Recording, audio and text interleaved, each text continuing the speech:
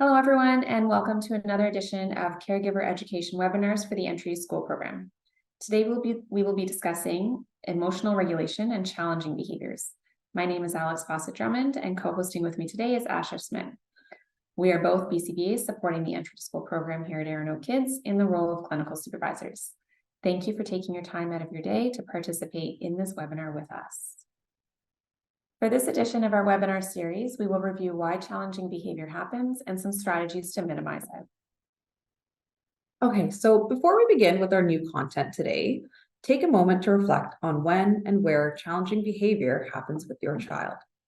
In which activity or routines is your child managing their emotions best? In which activities or routines is your child struggling the most?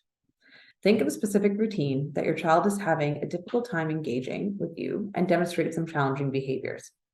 Keep that routine in mind as we move through the content of this presentation and consider how can you shift from experiencing this as a challenging behavior to an opportunity to teach new skills and develop independence.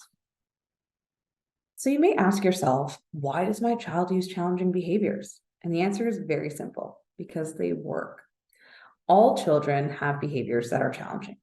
And challenging behaviors, they interfere with learning and development. For children with autism, challenging behaviors can become persistent and may actually escalate in severity. This may reflect the lack of social communication skills and the presence of restricted interests. Challenging behavior also becomes very powerful communication and a way to express their emotions. Supporting the development of social communication and emotional regulation skills is imperative to reducing the child's need for challenging behaviors. In teaching social communication and emotional regulation skills, you will replace those challenging behaviors and prevent new ones from occurring. A little bit more on the why. So challenging behaviors are a form of communication. Children engaging these to communicate with those around them. There are three reasons that we communicate for intentionally: for behavior regulation, social interaction, and joint attention. And a child might use challenging behavior to communicate for any one of these three reasons. Challenging behavior is very effective, it's powerful, and it's efficient. It's an efficient way for a child to have their needs met. Research shows that challenging behaviors may serve any of these reasons or these different functions. So let's go into those a little bit more. First is behavior regulation. So this is when we want to get something or get out of something. So this really refers to communicating a request to obtain something desired or to protest or avoid something undesired. For toddlers with ASD, engaging in challenging behaviors certainly communicates the child's desire to regulate the behaviors of others. For example, to get them to do something or stop doing something, such as requesting a toy, food, help, or action like pushing of a swing.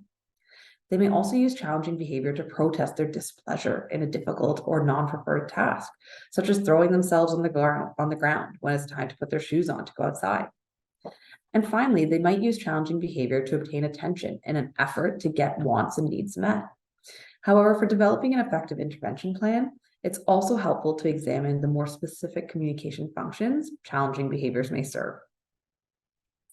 Next, we have social interactions, or being able to draw attention to yourself. This really refers to communicating with the intention of drawing that attention to oneself. Challenging behaviors may serve as a means of drawing attention to themselves for the purpose of engaging with others, to initiate a social game, or as a way to greet someone or get a hug. This function is really important to highlight to ensure that the child's interest in social interaction is recognized and reinforced and not ignored. The challenging behaviors may be an attempt to get others' attention to initiate an interaction. For example, running away to start a game of chase or hitting as an attempt to greet. They just don't know any better at this point. While the payoff for the child is to get attention, the significance of the social nature of the request for attention should not be lost and will need to be addressed by teaching specific social communication replacement behaviors that serve these same functions. Social communication is a large topic that is covered in a separate webinar in this series. So we strongly encourage all caregivers to review that topic as well, as it does go hand in hand with understanding and managing challenging behaviors. Lastly, we have joint attention. So our joint attention towards objects or topics of interest.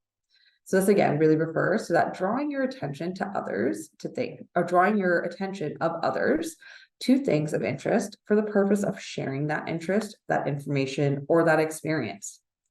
Joint attention is foundational to the development of more sophisticated language and reciprocal conversations.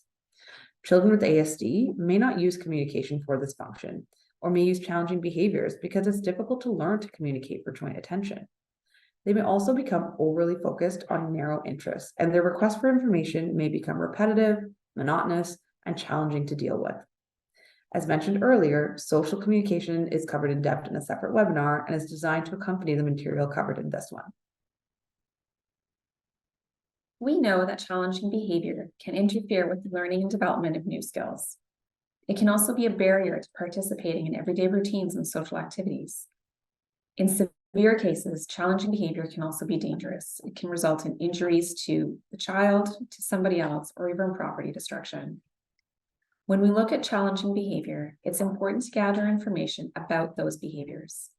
Carefully examining when, why, where, and how often the challenging behaviors occur can help us to understand what the child is trying to communicate and what we can do to help. Going back to the 3 reasons we communicate from the previous slide, your child may be trying to communicate for the purpose of behavior regulation, social interaction, or joint attention. Let's look at how we can break a behavior down into smaller pieces to consider why it might be happening, and in turn, what we can do about it. We call this the ABCs of behavior. These 3 components, the A, the B, and the C, we call the antecedent, the behavior, and the consequence or the payoff. And we use these to determine the purpose or the function of the behavior as they occur. ABC stands for A, the triggers or the antecedents that occurred right before the behavior. B is the behavior itself, what we can see from the child. And C is the payoff or the consequence, what happens right after the behavior occurs. Determining the function of challenging behavior is essential in determining how we will support our child to use safer, more socially acceptable or understandable skills to communicate by replacing the challenging behavior.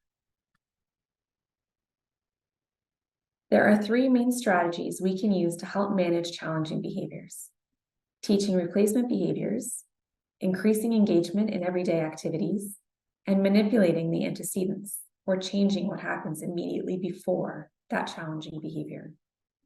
Before we can do any of this, we need to have some ABC data. We need to understand what those patterns are in the antecedents, the behaviors, and the consequences. The framework that we've presented for determining functions of communication, again, that's behavior regulation, social interaction, and joint attention, should be used to select appropriate replacement behaviors. Identify different means or behaviors that the child can do to communicate the same function: to get something, to get out of something, to draw attention to themselves, or to draw attention to objects or topics that they're interested in and want to share with you. The replacement behavior needs to serve the same function so that the child will learn to use the replacement behavior and get the same payoff instead of using the challenging behavior. This sets the stage for learning by reinforcing the replacement behavior. For example, if your child doesn't want to put their shoes on to go outside and flops to the floor, replacement behavior for flopping might be simply saying no or asking for boots instead of shoes. In this case, we want to offer the child the choice between the shoes and the boots and have them clearly communicate with you which one they want. Or we might want to teach them to say no clearly and without flopping.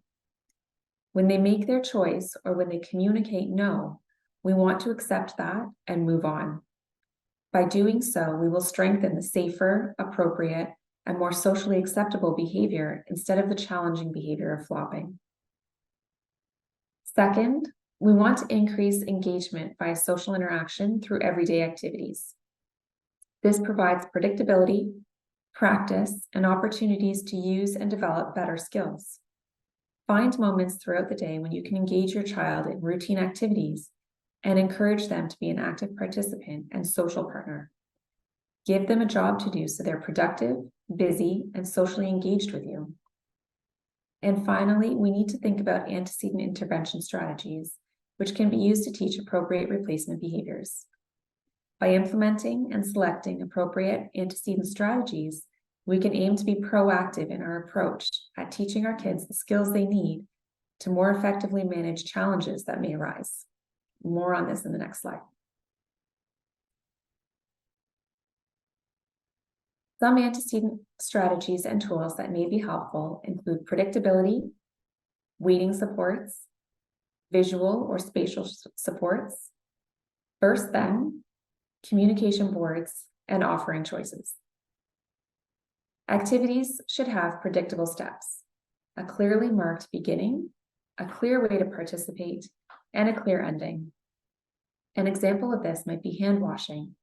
There's a very clear beginning, turning on the tap, a clear way to participate, such as rubbing the soap on their hands, and a clear end, drying their hands. Hand washing is all done. Completion guidelines help the child know when the activity is over, and this can be particularly helpful for non-preferred activities. Next, we have waiting supports, which can help the child tolerate waiting. This could look like giving the child a fidget toy while they're waiting in line to keep them occupied. We then have spatial or visual supports, which help the child know where things are and where they go so the child can take a more active role in their routines. Visual supports can be an effective tool for supporting social interactions and participation in routines. For example, putting a stop sign on a cupboard that is off limits to your child, or putting their name or a picture of them on their cubby so they know which space is theirs. Next, we have first then strategies. First then strategies provide information about what's going to happen next. They identify the order of two activities or the steps in an activity. This can be done verbally or with pictures, whatever works best for your child. For instance, a child who enjoys going outside but resists putting his shoes on. A first then strategy could show a picture of his shoes on the left and his backyard on the right. When it's time to go outside and before he becomes upset with putting his shoes on, his caregiver can show him the visual while saying, first shoes on, then outside. If you don't have access to visuals, using clear, simple language is another way to use this strategy. The next strategy involves using communication boards. This can begin with a few photos for choices and then can be expanded into a larger vocabulary to initiate communication and participation in activities. Pictures can be used along with gestures and signs and should always include the adult saying the word along with the visual supports. Evidence clearly shows that visual supports do not interfere with speech development, and in many studies, the use of visuals promoted verbal language skills. Lastly, we have choices. Offering choices between available options is another antecedent strategy caregivers can use. This can look like offering a choice between putting shoes on or putting boots on before going outside, or brushing teeth first or putting on pajamas first while getting ready for bed. By providing choices, it can give the child a sense of control, which can help manage challenging behaviors and regulating emotions. So now let's take a step back and think about that reflection moment again that we talked about at the start of the webinar. Reflecting on your child during those challenging moments, let's think about, what do you think are the ABCs of the challenging behavior? What is happening right before? What exactly is the behavior? And what is your child trying to communicate to you by using it? What happens right after? And what are they getting from using that challenging behavior? Take a little moment, take a little time to think about that and reflect on your child and the behavior and the ABCs of that. So next steps, it's really important for you guys to take all the information you found today and work on it at home. Practice. Start being that detective, figuring out the ABCs of the behavior and using some of the strategies outlined to help you teach your child alternatives to that challenging behavior. Next steps would be to watch the Play and Social Interactions webinar, which is on the series as well. Thank you.